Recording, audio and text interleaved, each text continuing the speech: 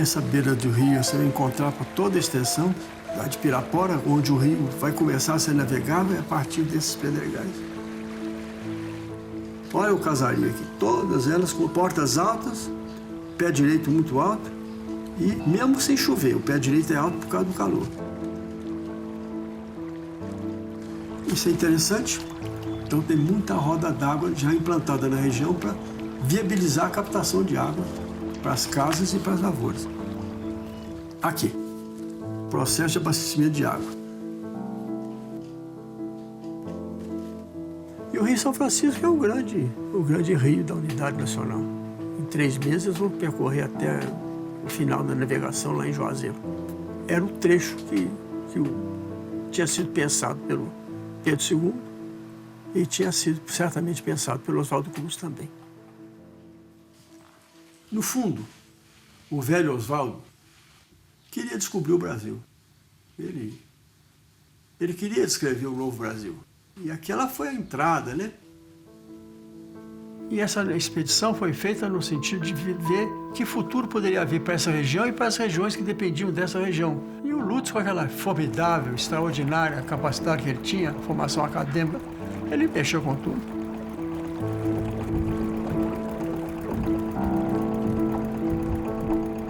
O rio que tem nas imagens deixadas pelo Lutz absolutamente não existe. O São Francisco que ele navegou é de um outro tempo, de um outro momento da história. Era um rio que tinha um volume de água absolutamente gigantesco, absurdo, né? Hoje, o nosso São Francisco é um rio anêmico, né? É um rio com envenenamento crônico, é um rio que está padecendo e falecendo cronicamente.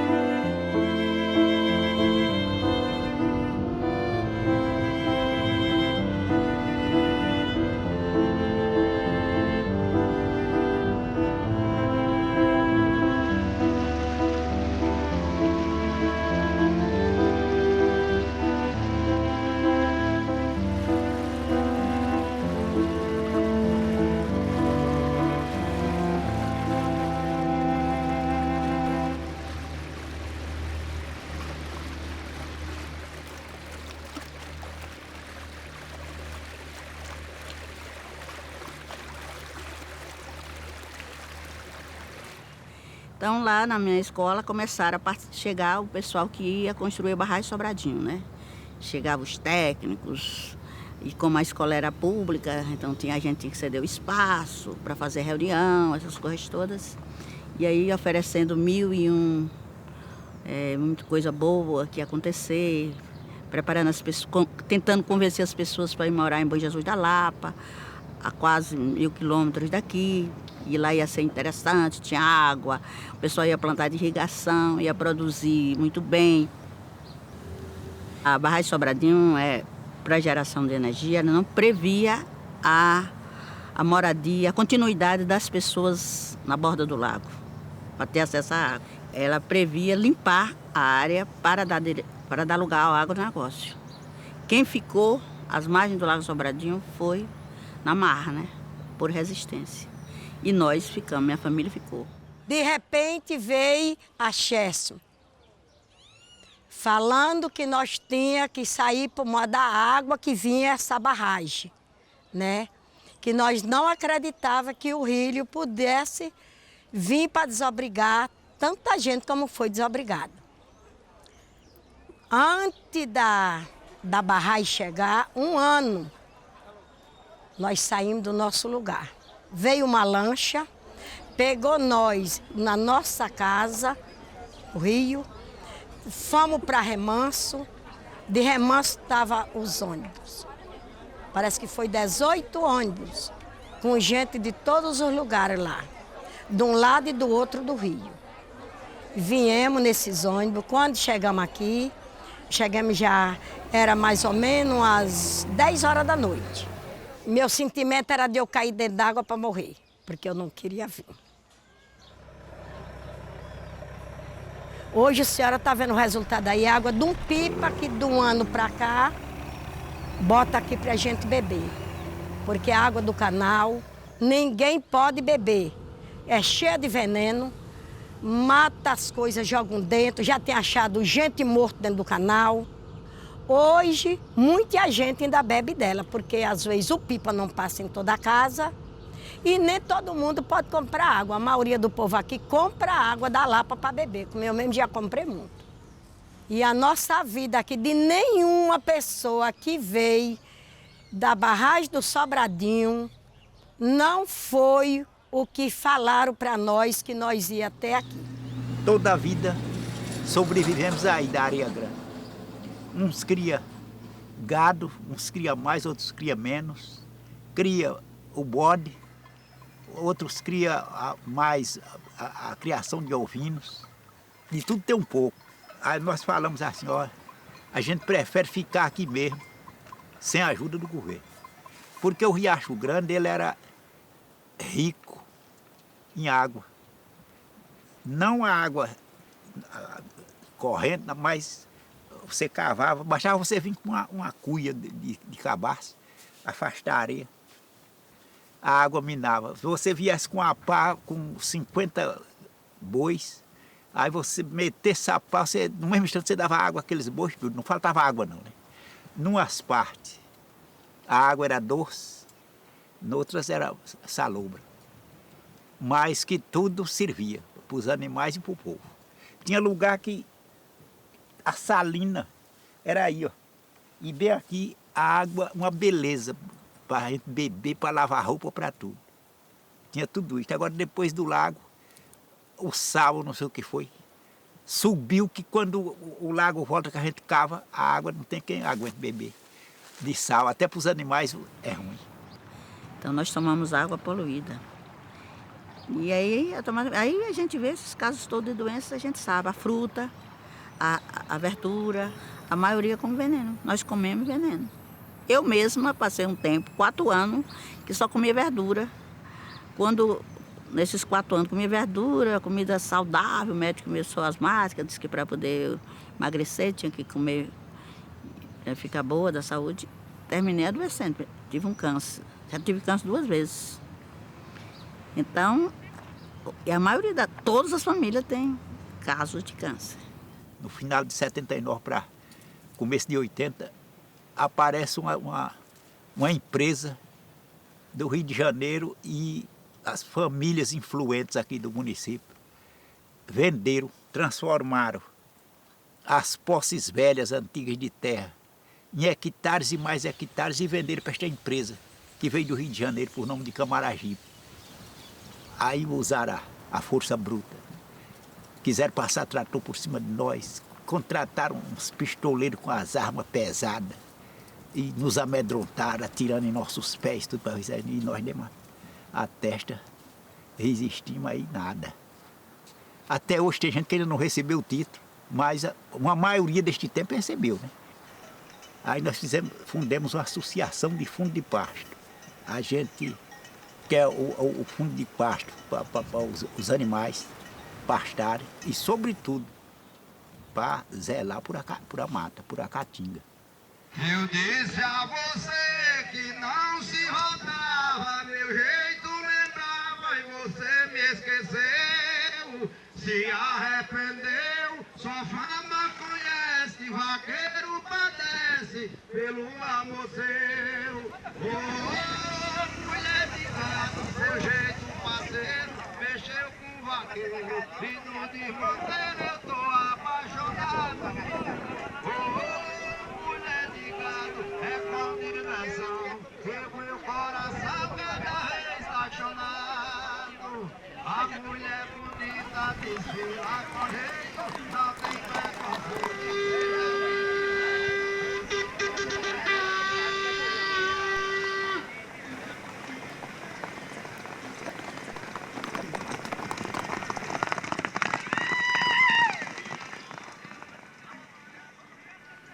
Logo a situação não está boa para o povo.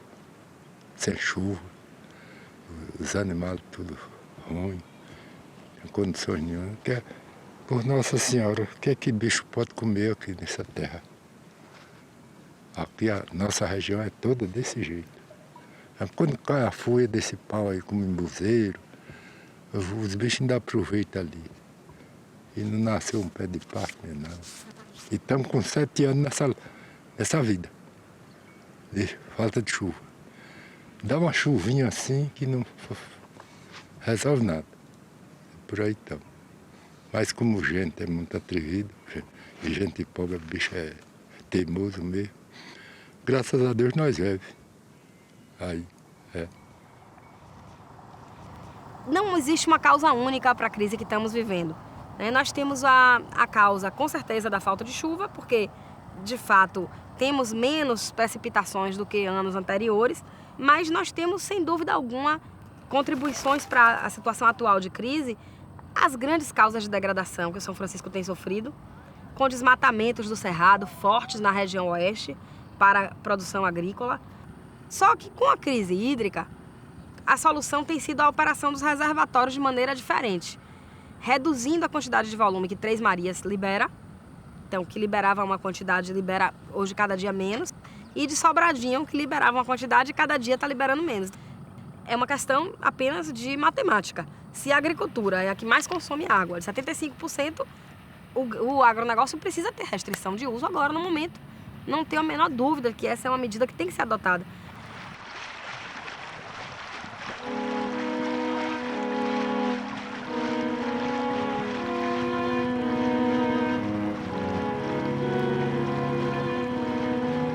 Porque a água é um bem público. Então, não se pode apropriar da água. É preciso ter o plano de bacia para você saber qual é a quantidade de água, qual é a oferta e quais são as prioridades de uso. É preciso ter a outorga, ou seja, ou dispensa de outorga, que qualquer uso da água precisa ser conhecido pelo órgão gestor. A grande maioria das captações em São Francisco não é conhecida. O projeto Baixio de Irecê possui 42 quilômetros de canal construídos hoje. A gente tem uma área de captação onde fica situada a estação de bombeamento principal, EBP. Dali nós captamos água para o canal e do canal seguindo para a distribuição nos lotes. A importância desse projeto para a Codevasf é praticamente vital, porque um projeto de irrigação da magnitude do projeto Baixio de Irecê, que é o maior projeto público de irrigação da América Latina, um dos maiores do mundo, então a gente sabe que está envolvido numa coisa realmente muito importante, é a redenção da região do semiárido da Bahia. E às vezes a gente lida com situações mais difíceis, que é ver um projeto desse passando o tempo e ele não conseguindo ser implantado, porque às vezes você esbarra num questionamento sem fundamento de uma feixe fundo de pasto, onde alega-se que tem áreas dentro do projeto que foram griladas. Como? Que documento existe provando isso, né? A gente sabe que as comunidades tradicionais existiam naquela região e existe a necessidade de desenvolvimento daquela região. Aí você tem que pesar o que é mais beneficial ou prejudicial. Tentar preservar a comunidade regional com uma condição menor do que o que ela tem, um território imenso, para não ter gestão nenhuma, não ter nada, manter o povo com fome, sem desenvolvimento, sem educação, sem nada, ou se você vai prestar atenção nessa condição de desenvolver. Eu acho que não existe como você fritar o ovo sem quebrar a casca.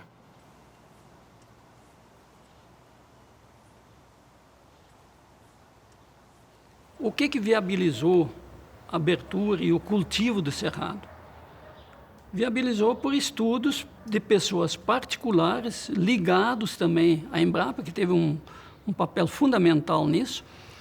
A produtividade aumentou em cima de tecnologias químicas, usando de calcário, adubos químicos e tal. Na parte de inseticida também. O que se usava? Inseticidas químicos. Se usa ainda inseticidas químicos. E logo que se constatou que com a aplicação adequada da tecnologia, o cerrado se tornava produtivo. Hoje se planta de tudo, mas o carro-chefe é a soja, né? soja e milho. A nossa visão, quando a gente veio, é fazer os Gerais produzir. Incorporar isso ao sistema produtivo nacional.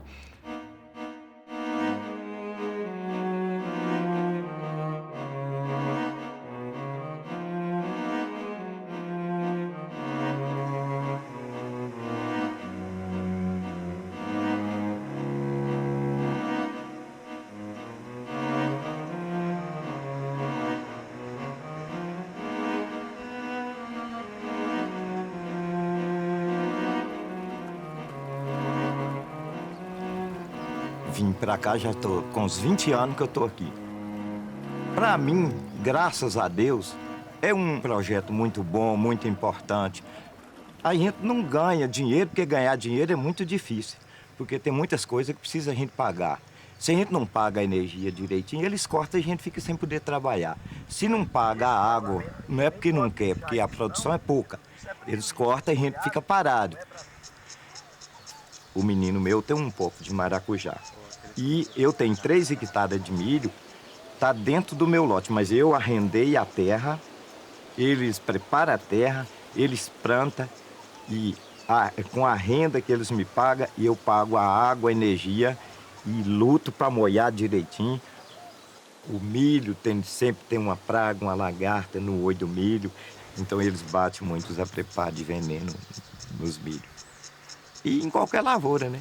Antigamente, que a gente mexia com a planta de algodão, a gente ponhava, era uma máquina, uma bomba de 20 litros nas costas, postal, e ia bater venenos com aquela falta de cuidado, de capricho, né? E aquilo, às vezes, pode ser que a gente tenha uma prejudicação no corpo, no sangue, que, fazer como diz, o povo tem um dizer, o veneno não mata de uma vez, só se...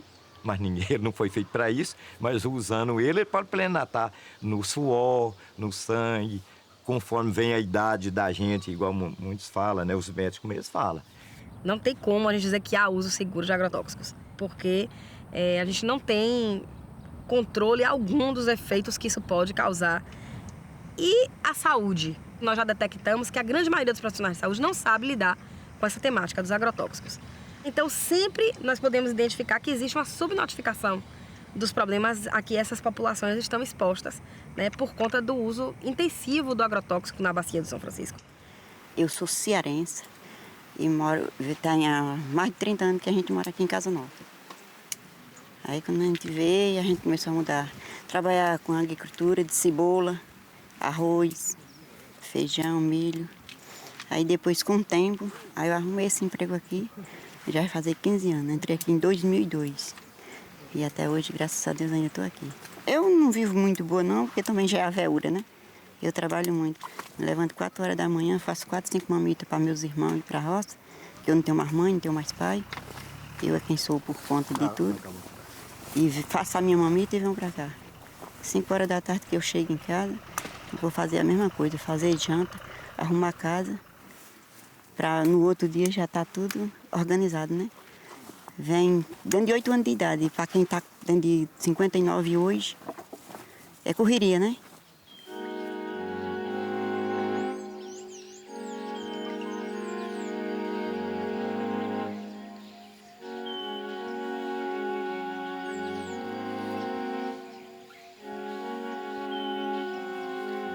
Aqui é uma das plantas que eu tenho várias aqui no meu sítio, que é uma planta forrageira adaptada ao semiárido, que se chama glericídia. E essa outra aqui é a leucena, que é outra planta adaptada ao semiárido, e ela já foi dado vários cortes aí. Então aqui, se eu quiser cortar ela hoje para fazer o silo ou botar para os animais, é só cortar aqui. Se eu cortar ela toda hoje, daqui a 8 dias ela já está saindo de novo. Começou aqui pela Embrapa, que ela me acompanhou por 5 anos, e aí ela fez um curso de fazer fenagem. Aqui é uma área que é assim, já é considerada área de referência para intercâmbio. Pessoas que vêm de outro estado, que vêm de outro município, de outra comunidade para ver o meu trabalho. Hoje está com uma semana toda que as pessoas estão fazendo silo. Aprenderam que deve se preparar, senão no futuro sofre mais, lá mais tarde. Que o fui cortado agora está todo estocado, no silo e no feno. No feno é secado e botado no saco.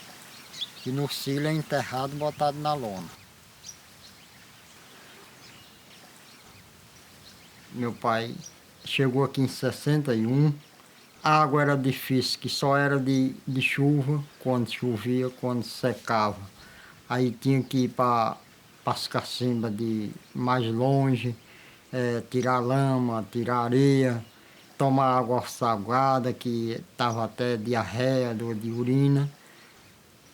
Porque aqui na região tem lugar, tem cruz de gente que morreu de sede e de fome naquelas épocas que era só choveu, guardou água no poço ou num caixão e tinha água. E quando a seca viesse, só no Velho Chico. Depois dos programas de 97 para cá, começou a melhorar. Veio as construções de cisterna. A minha água aqui, que a gente usa aqui na casa, é do telhado. Toda a água que chove, eu estou aparando ela e aí eu e a esposa e os filhos, nós temos o controle dela. É para beber e cozinhar. Aqui eu vou apresentar a cisterna de enxurrada, que é a água da chuva que ia cair no chão e se perder, está guardada aqui. Dá para juntar 58 mil litros d'água. Então ela é tirada daqui para produzir as hortaliças, as plantas que vai colocar no futuro. Está aqui os canteiros plantados com lona, canteiro econômico. Aqui, ó, produzidas as mudas de fruteiras para no futuro ser pé de frutas, a goiaba. Até mandacaru a gente produz aqui.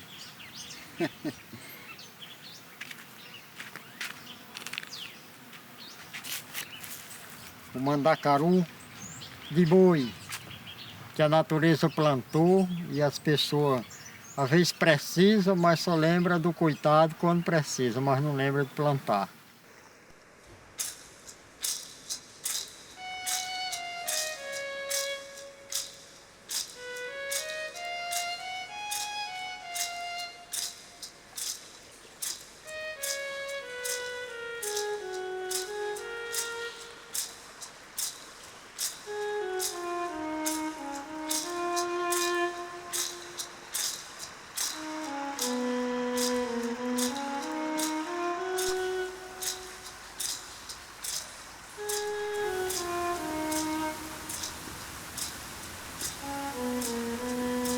Quando a terra foi demarcada, o cacique da época, o senhor Rodrigão, ele viu a necessidade que os Chaquiabá estavam passando para produzir seus próprios alimentos, para não ficar comprando fora, e também pelas condições que não tinham dinheiro.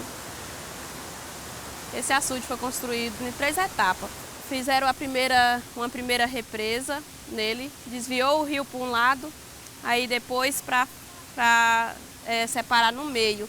O rio descia normal aqui, descia normal. Eles fizeram essa tapagem para poder represar água para fazer a plantação. Em maio até junho eles plantam feijão, eles colhem o feijão, plantam o milho. Depois que eles plantam o milho, que eles colhem o milho, aí eles vêm, fecha aqui e destampa ali, destampa lá na frente, porque senão alaga toda a área de plantação. Aí eles destampam ali para a água descer no rio normal. E aqui a água é toda manual, na plantação de feijão do brejo eles não bate veneno. Se caso venha alguma praga que vai adoecer o feijão, eles arrancam todo o feijão que está doente e joga fora, não bate veneno, o feijão é natural.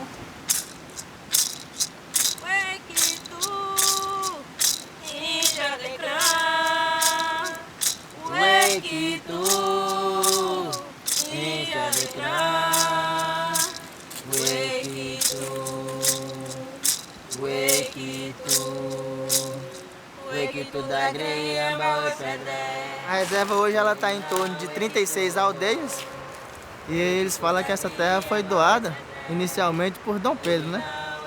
No relatório circunstancial da terra cita os Caiapó os botocudos, os Krenak. Tem relatos que eles passaram por aqui, sabe? E vindo de Tocantins, Goiás, passaram por aqui e estiveram por aqui. Mas os Chacriabá permaneceram aqui até hoje. E eles se afastaram das margens do Rio São Francisco porque os brancos chegavam e invadiam, guerrilhavam e matavam mesmo, então eles iam só se recuando.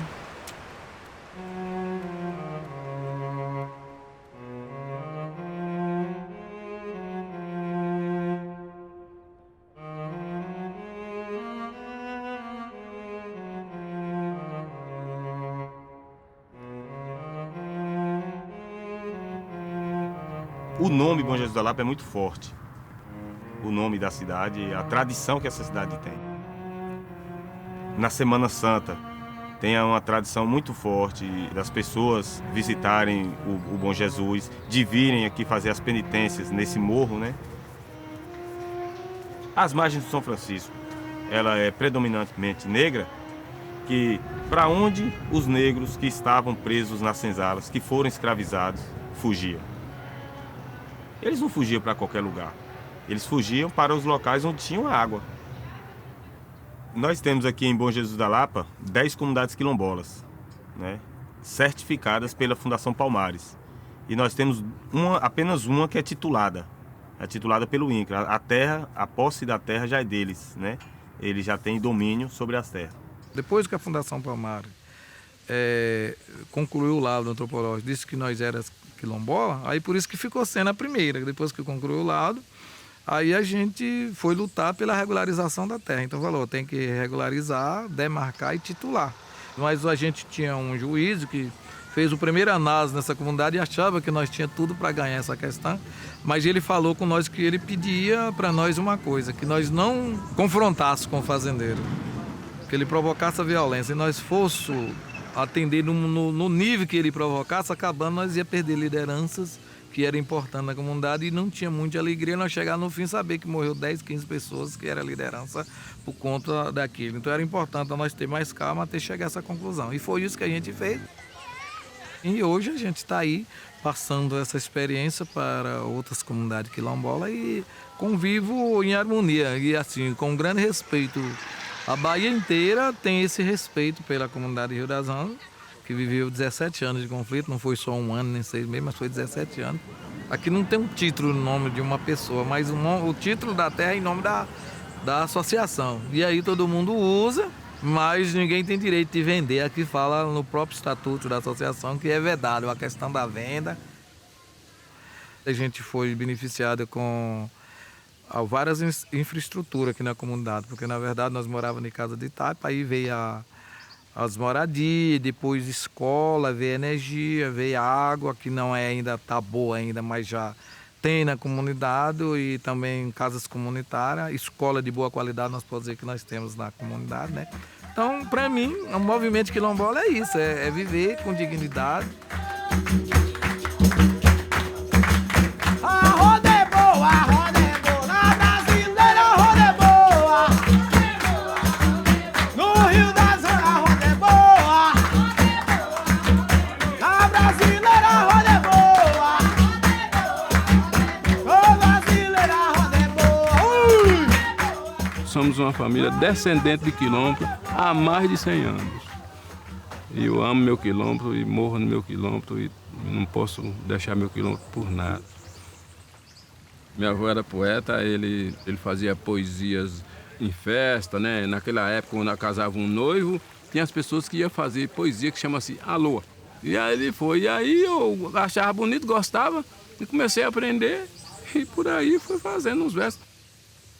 Naquela época, era todos escravos, né? E os reis foi passear por acolá e deixou os negros aí, os daqui dessa comunidade, combinou com o outro da outra comunidade, vamos fazer um samba? Vamos. Aí os de lá veio para fazer o samba escondido dos reis, do senhor que tinha aí, vamos dizer assim, para Bom Jesus da Lapa, para Ibotirama, ou para Santa Maria da Vitória, e falou, eu não venho hoje, ele disse, não venho, não, aproveita, vamos sambar. Aí pegaram a caixinha e foram sambar e sentaram o cacete. Samba negro que branco não vem cá, o outro dizia, se ele vinha, ele cai na cama de ar, porque sabia que não vinha, né? Samba negro que branco não vem cá, se ele vinha ele cai na cama de ar. Aí o outro negão já saiu com outra história. Ô pau Pereira, é o pau da opinião. Todo pau fulora e cai, só o pau Pereira não usa. Samba negro que branco não vem cá, se ele vinha ele cai na cama de ar.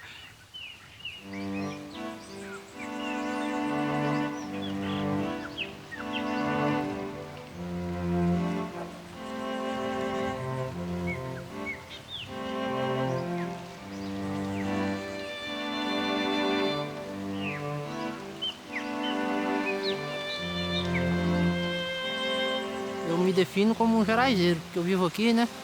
E trabalho aqui de quando eu me conheço por gente. E tudo a gente vive aqui, ó. Mandioca, feijão, extrativismo, faz uma esteira, pega um buriti, faz um bolo, vende. Quando alguém compra, né? Que a maior parte das pessoas aí mexe com isso. O piqui também. A gente tira o óleo, vende. E as coisas aqui, tudo assim, ó, tudo já vem dos antigos, tudo mais tradicional. Aí, mandioca, tudo mais no jeito tradicional que todo mundo planta aqui. Não usa muito adubo, é mais daqui da terra, orgânico. Porque a vereda aqui a gente não desmata, a gente cuida delas aí, né? A gente só usa a parte do brejo aqui. E as veredas continuam. Aqui é porque ela é curtinha. Mas para ir para cima aí ela é bem larga. Ela é uma bem fonte comprida. de água. É uma fonte de água que a gente tem. A água filtra por ela também. Porque Desce muita água aí. Se acabar com a vereda aqui, acabou com o brejo. Então a gente preserva elas aí. A gente estamos zelando aqui, os buritizal continua vivo. E aqueles pequenos que vai sair, a gente vai ajeitando e ele vai crescendo. Quando em Ponte de Mateus mesmo, o rio tá secando cada vez mais. A água tá baixando. Pra lá. Porque tem alguns fazendeiros aí pra cima aí que abriu uns canal aí, puxando água aí pra poder irrigar a plantação, alguns fazendeiros aí pra cima. E tá afetando a nascente do rio de Ponte de Mateus.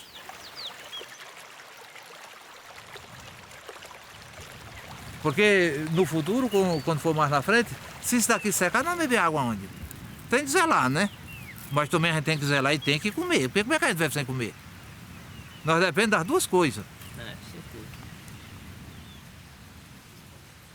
O professor Altair Salles diz que um buritizeiro, que é uma ave símbolo desse ecossistema, ele atinge a maturidade aos 500 anos. Então como é que você planta um buritizeiro que você devastou? E a árvore desses sistemas do bioma cerrado, ele é o topo da evolução dessas espécies. O Cerrado tem 55, 60 milhões de anos, é o mais antigo do mundo. Quer dizer, quanta história geológica, né, está concentrada nesse processo de produzir isso que está aí.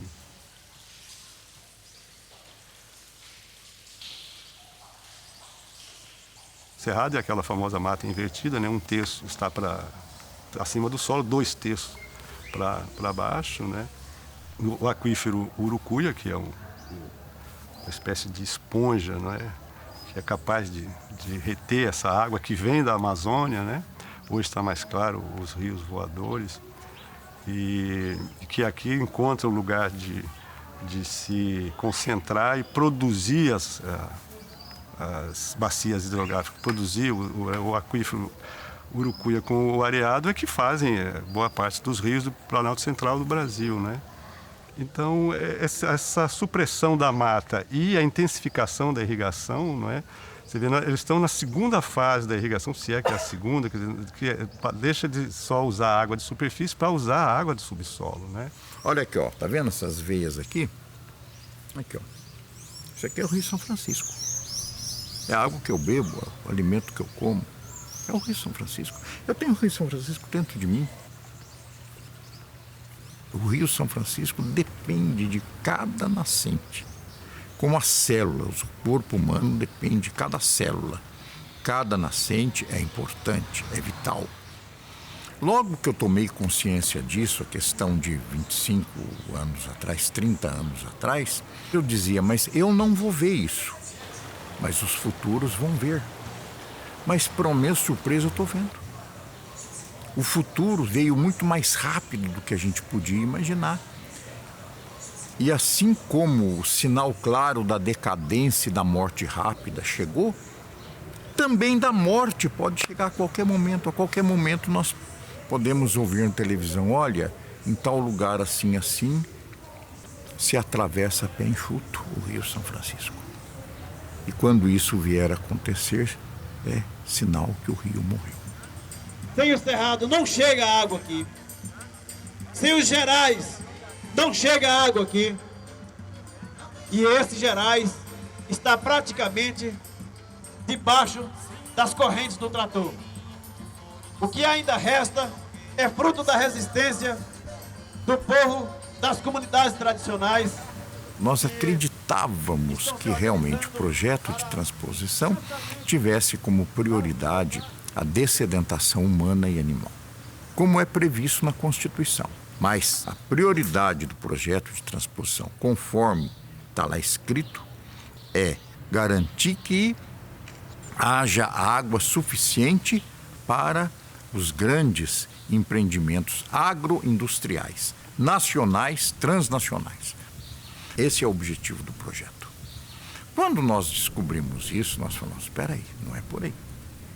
Então, se a gente quer isso aqui, a gente tem que lutar antes pela revitalização do rio, aquilo que volta ao assunto anterior. Anêmico não doa sangue. E foi quando nós apelamos para um grito desesperado, que foi o jejum. Quando os argumentos de razão não são valorizados e respeitados, quem sabe um gesto de loucura possa despertar a questão. Foi quando optamos pelo primeiro jejum, que foi em 2005. Só deixamos o jejum por uma assinatura do presidente dizendo que ia assumir sim o projeto de revitalização.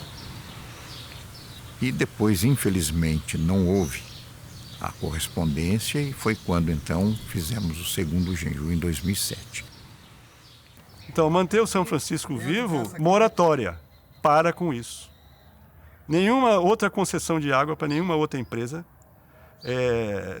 nenhuma supressão de mata, dá um tempo para a natureza. Né? Aí o que vem no lugar? Transposição. Né? É mais do mesmo e ainda expandido. Né? É o contrário do que poderia ser.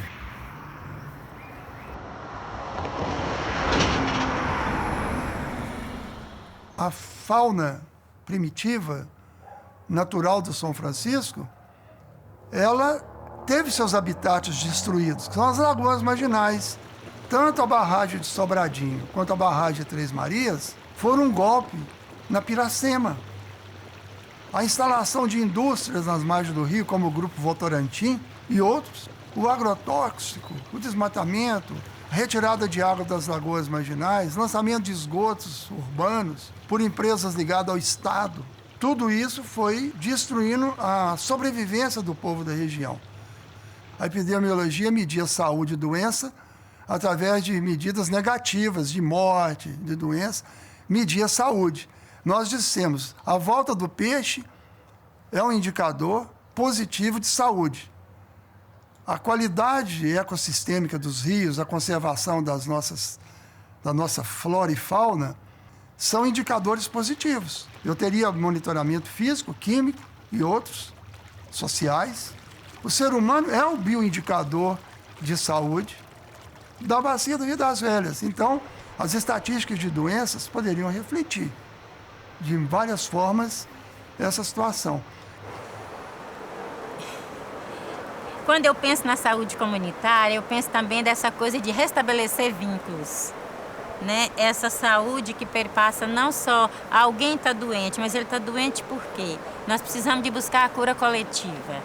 Aí quando a gente pensa nessa outra face de cuidar da saúde, quando se trata de pensar em políticas públicas para a saúde, a gente percebe que há um distanciamento dessa política da comunidade.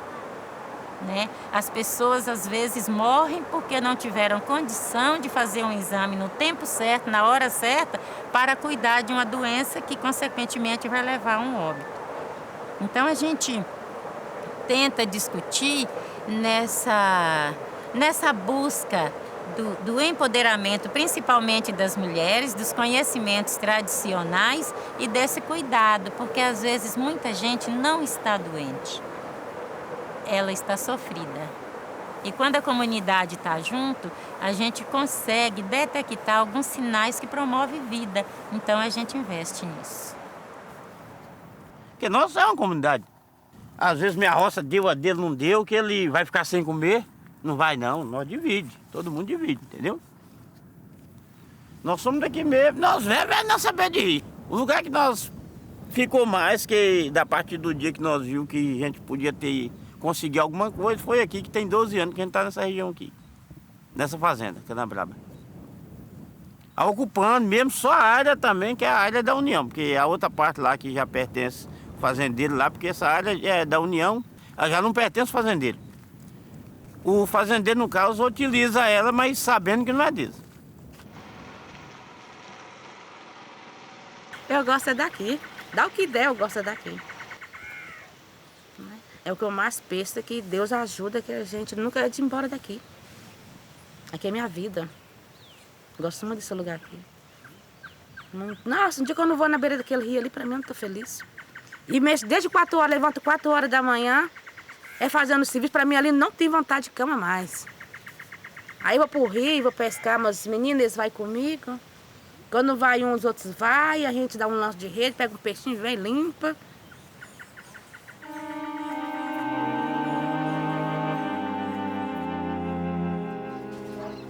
Isso acabou com tudo. Com tudo que nós tínhamos lá, isso acabou. Até o sossego tirou de nós. Tô com minha carteira de pesca aqui, mas por que serve ela se não tem um lugar na beira do rio pra ficar sossegada? Minha carteira não tá servindo de nada. Porque é muito difícil, né? Só eu e o menino tá descendo o rio com a rede, é muito pesada pra mim e ele. Mora longe do rio, né? De ficar na beira, já na beira a gente não pode ficar, que estamos comandando é tudo, né? Então não tem nem como viver.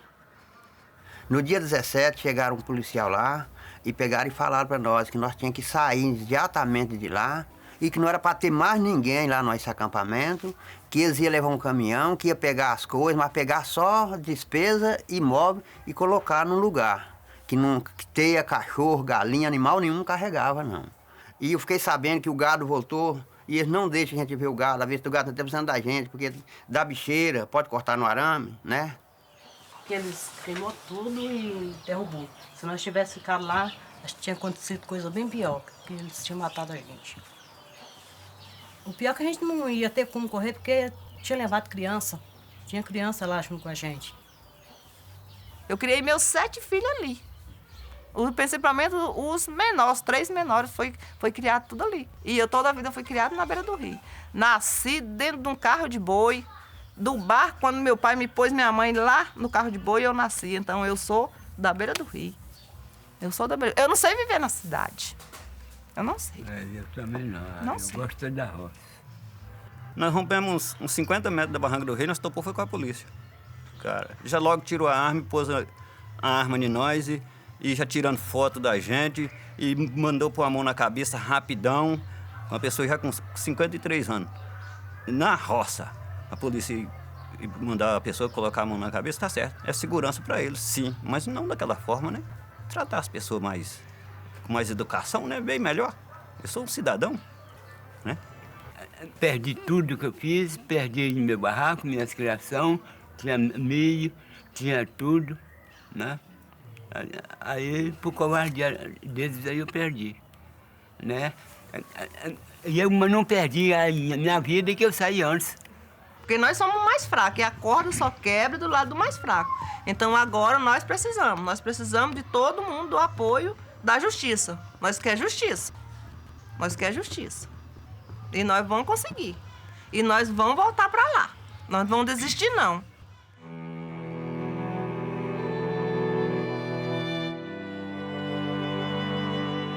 Porque o grande problema não é a falta da área, é terra. Né? O Nordeste tem o maior campesinato brasileiro. Então o Estado ele age nesse sentido do direito à terra sempre menos direito por conta de outros interesses sobre essas terras. Então a violência ela volta a ser um instrumento de apossamento, expulsão e garantia dessa terra. de 1985 para cá, chega assim, quase 1.900 assassinatos. São, assim, que foram a julgamento, não chega a 200. Dos julgados que foram, levou alguém preso, uns 45, 50. Dos presos que permaneceram presos, é a história da impunidade. Então, assim, pode matar, né? Infelizmente, é assim. A gente sabe que tem reforma agrária, né? Mas que a reforma agrária luta por uma terra, né? E a gente é diferenciar, a gente não quer simplesmente qualquer terra, é esse território. O que está a nossa identidade, a nossa cultura, os nossos antepassados, aqueles que morreram, estão aqui presentes nesse território. E são identidades que é intransferível. Não tem como você transferir a identidade, não tem como você ir lá localizar onde os seus pais enterraram, seu umbigo, não tem para levar para o território. Isso não existe esse tipo de transferência. Essa parte mais espiritual, ela não se transfere, né? Se você tirar uma árvore dessa daí, pegar daqui e levar para aí, ela não é. A raiz dela vai ficar aqui. Você não vai conseguir transferir uma árvore com a raiz completa.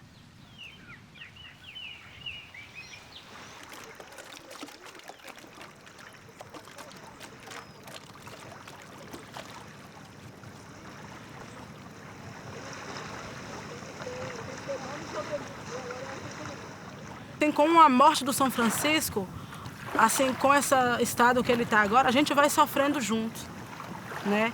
Porque não é só o peixe que está acabando, não é só a água, mas também a vida do pescador. Quem lançar seu olhar sobre as águas do meu São Francisco, bem verá sobre ondas tranquilas um barco a vagar. Leva o homem que tem sua pele bastante curtida pelo sol e também pelo vento daquele lugar. O seu barco, seu remo, sua rede são seus três amigos. Quando juntos se empenham na luta em busca do pão. Mas às vezes o vento ou a chuva que surge tão forte faz dos três uma gigante cruz que lhe pesa nas mãos. Quantas vezes em noites bem claras do alto as estrelas contemplaram o homem fazendo da praia seu leito. Quantas vezes os pingos da chuva cobriram seu rosto, ocultando um pranto nascido de coisas do peito. Certa vez o cansaço envolveu sua mente e seu corpo. Resolveu esquecer sua vida de navegador. Mas o sangue que corre na veia do bom pescador não achou ambiente igual e o homem voltou. É essa a nossa realidade.